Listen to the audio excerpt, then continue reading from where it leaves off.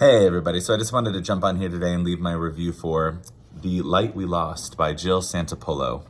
Now this book follows two characters, Lucy and Gabe, who meet on a very tragic, unfortunate morning, which is the day of 9/11.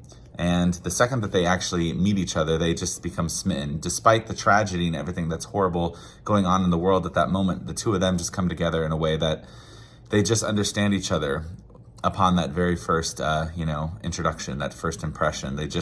They know exactly what they need to do in order to kind of be together with just havoc being wreaked upon New York City. And what's wonderful is that we kind of see their story unfold over the next 13 years. It's one of those things where they become a couple, they fall in love, and unfortunately there are things that kind of divide them. There are things in their lives that kind of take them in different directions. And yet, even though they move on, they find other people that they fall in love with. There's something about their connection that they initially had that just seems to keep them tethered, and they can't seem to let it go. And we just get to see just this beautiful kind of love for one person to another just unfold, even as they continue on with their lives, their careers, their jobs, their loved ones, marriages, whatever it be.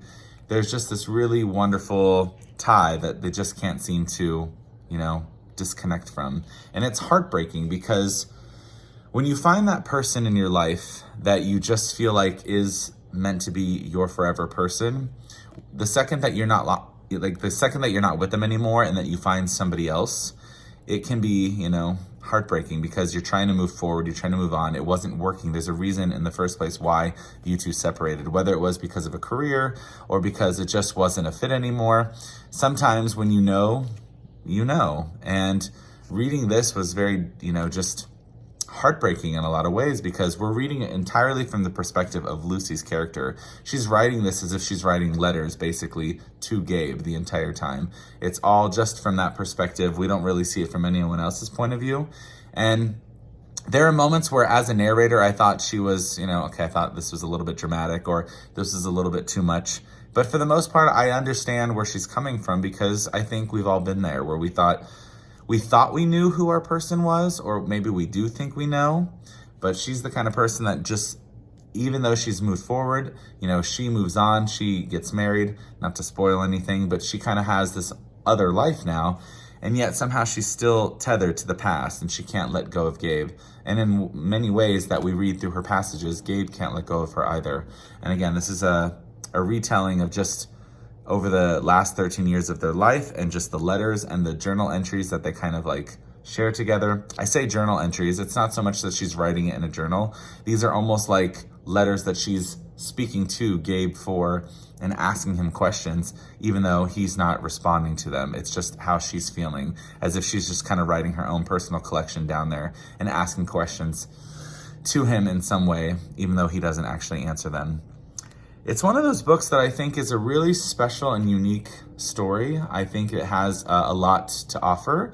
I don't think it's the best thing I've ever read in terms of a romance or in terms of a chick lit, but I think there's a lot to be talked about here that I think is really special and very unique. And Jill Santopolo, I think, does a really wonderful job just kind of weaving in backstory with current day, with present day, just anything of that nature. And it's one of those books that, while I don't love it to the fullest, I don't not love it. I think this is one of those books that I'm going to give a 3.5 out of 5 stars. It's one of those that I think that you should still check out if you're in need of or search of a romantic book that just kind of gives you all the feels. This book definitely will give you the feels. The way this book concludes, of course, will tug at the heartstrings a little bit. It's not, again, the best book that I've ever read, but I think it's something that is very, there is something about it that I think is still very special. And so if you're somebody who likes romance, likes to see soulmate related, storylines, then this might be the book for you. So again, it is The Light We Lost by Jill Santopolo. And there is something unique here, despite me and the criticisms I have about it in terms of just not being 100%, but there is something about it still that I am going to worth recommending that you check out. So The Light We Lost by Jill Santopolo. If you've already read this book, I'd love to know what your thoughts were. Again, I think it's a book that it's got its heart in the right place. There are just moments for me that just kind of stall. It's not exactly the book that I think overall is just the most satisfying read. And I've read a few romance books in my time. It's not my first genre. That could be another thing that I'm trying to dabble back more into, like the romantic era. And this is a really sweet book. Not my favorite, but it is still one that, like I said, I'm going to recommend. So when you get a moment, give it a read and let me know what you guys think. If you've already read it, drop your comments down below and let's talk about this, because I'm curious to know what other people think of this relationship and if this is something that you can personalize from and if you've ever experienced something similar. So yeah, The Light We Lost.